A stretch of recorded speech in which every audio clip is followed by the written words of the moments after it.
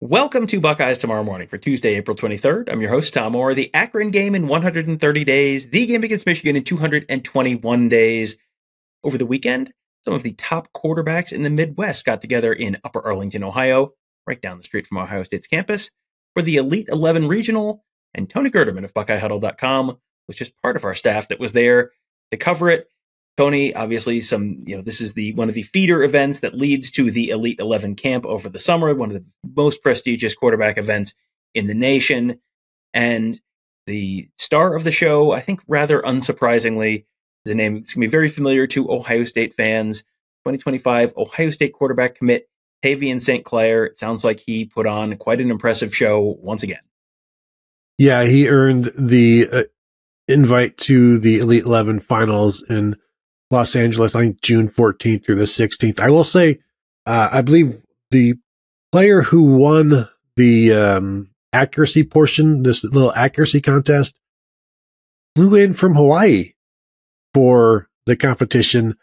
Don't know why he come to Columbus on a day of all days when it's, I don't think it topped out at about 45 and some breeze with very little sun, but he came in and was a pretty accurate thrower. Not the biggest guy, I don't know, maybe like 6 foot, like 220, and doesn't necessarily look like a quarterback, but he was slinging it around there and won that. And, probably then back to Hawaii. But we did hear one of the counselors say that this is the best regional they've had in terms of the number, the best group overall of quarterbacks. And yeah, Tavien St. Clair, again, always looks the part. And it's been interesting to watch him grow from seeing him first time a couple of years ago at OSU and then seeing him again last year where he looked like a completely different person. He looks like like you want your college quarterbacks to look. He's a 6'4", strapping young lad type of thing and continues to look stronger and stronger. And then, like I said, it was a breezy day and his passes, no wobble and no throws. Yeah, we saw him at the 7-on-7 camp in the summer of 2022. And he and Ryan Montgomery, who is from Findlay, younger brother of Luke Montgomery, and now a Georgia commit, Ryan Montgomery is. And we saw the two of them, and Montgomery seemed like he was, clearly ahead of St. Clair back in 2022. And then we saw those same two guys at the same event back in 2023, summer of 2023. And Tavien St. Clair, like you said, just looked like a different guy. Bigger, just built more solidly, looked like he'd spent a lot of time in the weight room. And his accuracy and arm strength had definitely improved quite a bit. And every time you hear someone talk about him now, it seems like that progression is just continued. And, not only is he looking the part of a college quarterback, you said that, you got a chance to talk to him afterwards, and it sounds like he's sort of acting the part of a college quarterback as well. With Ohio State being relatively convenient to his home in Bell Fountain, he has made that trip down 23 more than a few times.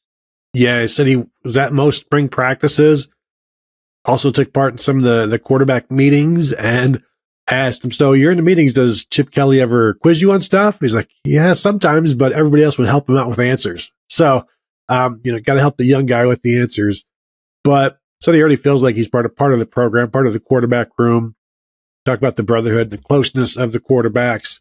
So yeah, he's very, very much around the program, attending practices, contacting as much as he can, and then also feeling part of the program, feeling as he is part of the program, also working hard to build that program through recruiting as well. So, how Ryan Day always talks about you want your quarterback to be one of your lead recruiters.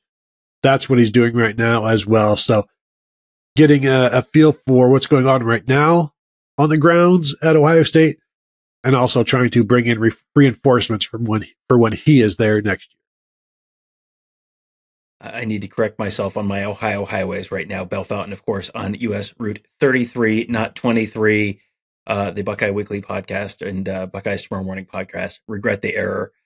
My most sincere apologies. I've spent quite a bit of time on both of those highways.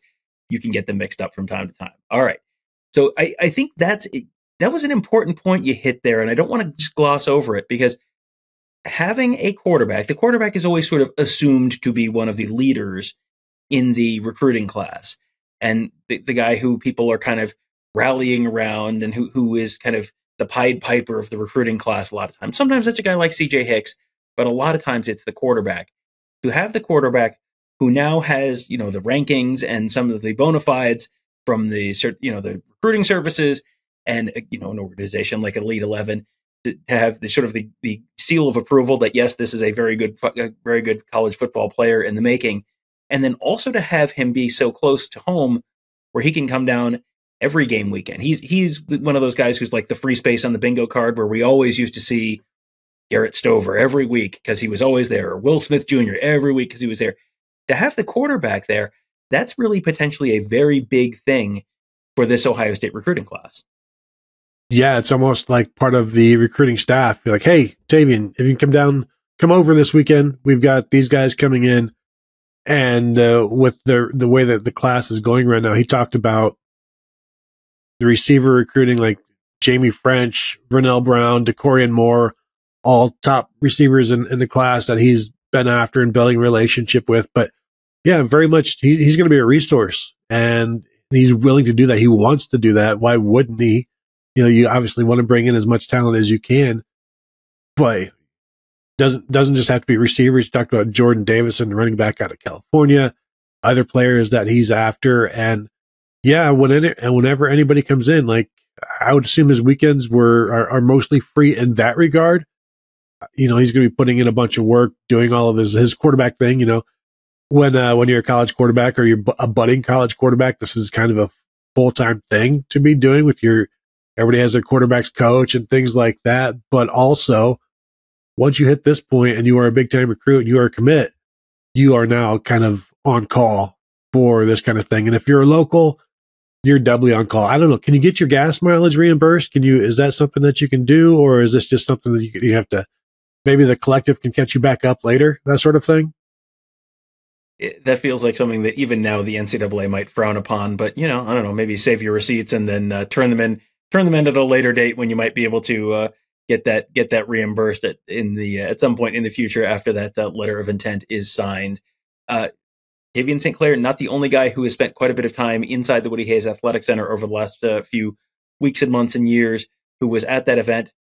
A young man who Ohio State fans will probably recognize the name, R.J. Day. His dad holds a fairly significant position within the Ohio State football program right now. R.J. Day, now entering his sophomore season of high school. Feels like he was just a little kid when Ryan took over the starting quarterback, the head coaching job at Ohio State, and now R.J. Day, like almost he has at least one FBS offer. I know he has an offer from Marshall, but he was there as well. It's amazing to see someone who it feels like he was just a little kid not that long ago. All of a sudden now he's going through that recruiting process as well. That has to be a real weird thing for Ryan Day to be on the other side of some of those conversations. Yeah, and RJ Day is another guy that you can see kind of growing before your eyes, getting stronger, bigger.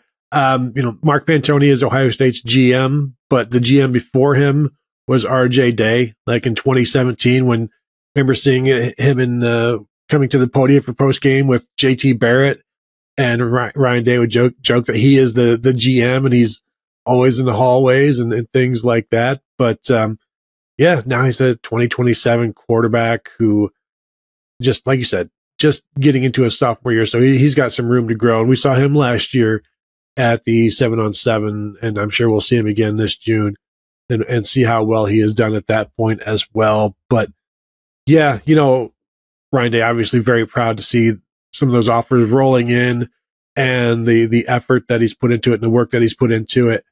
And it was interesting listening to the director, Brian Stump, talk afterwards about the two characteristics that people can't measure. And the reason why the NFL misses on quarterbacks, and the reason why colleges miss on quarterbacks, and the reason why camps miss on quarterbacks is because they can see the arm, they can see the legs, but they can never totally measure the head, the brain to process everything, and the heart to want to continue doing things when they're difficult. And that's kind of where you get into the coach's son aspect of things. Like that's where those coaches' sons and future coaches kind of blossom, and that's their best muscles. And so be interesting to watch his development over the next couple of years in that regard, as well as with the arm and the legs and all of that. Well, Tavien St. Clair will be probably at Ohio State quite a few more times over the course of the next few months. I'm going to guess RJ Day will be as well. We will be too. There's lots of Ohio State football coverage coming for you later this spring and this summer at BuckeyeHuddle.com. We're heading into a busy time for recruiting, a busy time for visits coming up in the next 6 to 8 weeks. We've got lots of official visits coming up in June. We got camp season coming up in June. Still some transfer portal drama, I'm sure, still to unfold, both coming and going for the Buckeyes, coming up later this month. And a great place to follow all of that is with us at BuckeyeHuddle.com. That's where Tony Coven and I cover the team.